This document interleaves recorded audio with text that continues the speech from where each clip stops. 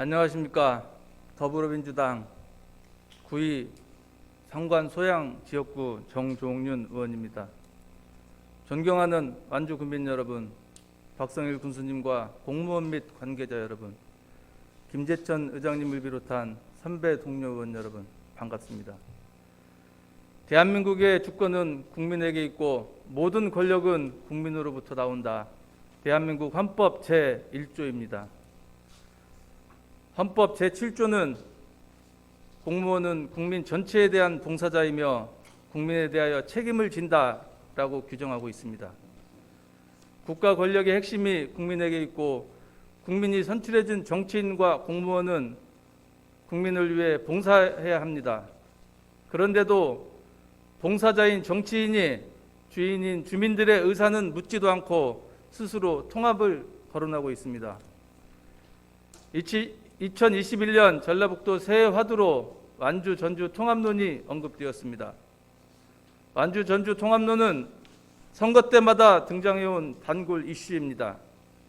1997년, 2009년, 2013년 세 차례에 걸쳐 시도되었으나 번번이 무산되었습니다.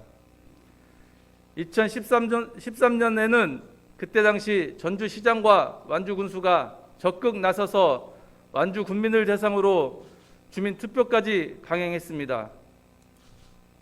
그러나 결과적으로 통합 반대라는 민심만 확인했을 뿐입니다.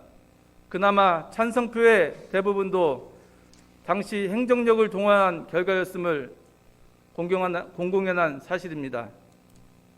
그 과정에서 완주 군민들은 갈등을 겪었고 많은 상처를 입었습니다.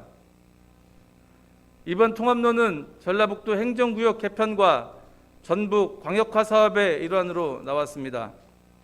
겉은 화려하게 포장되었지만 통합론에 대한 정치권의 반응도 주민들의 반응과 비슷합니다.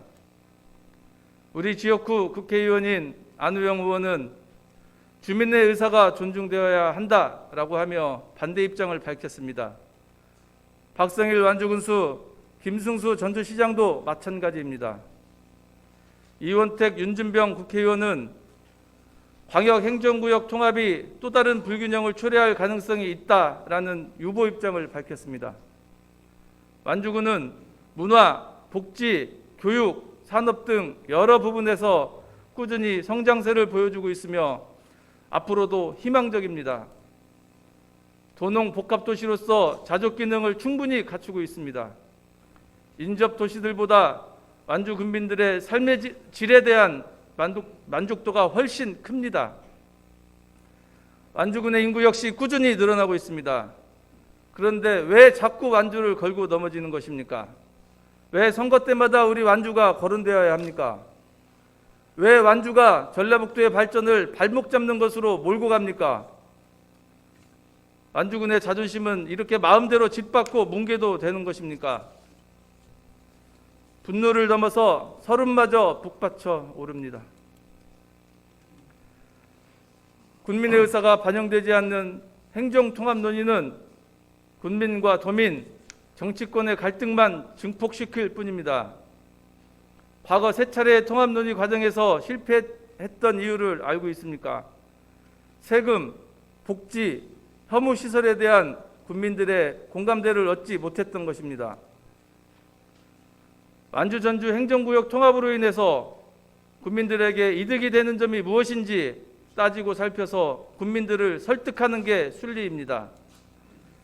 주민의 복지와 주민의 삶이 달린 문제를 선거용으로 들고 나와 민심을 흔들어댄다면 그게 누구든 어떤 세력이든 완주 군민의 한 사람이자 완주군의 의원으로서 절대 좌시하지 않겠습니다.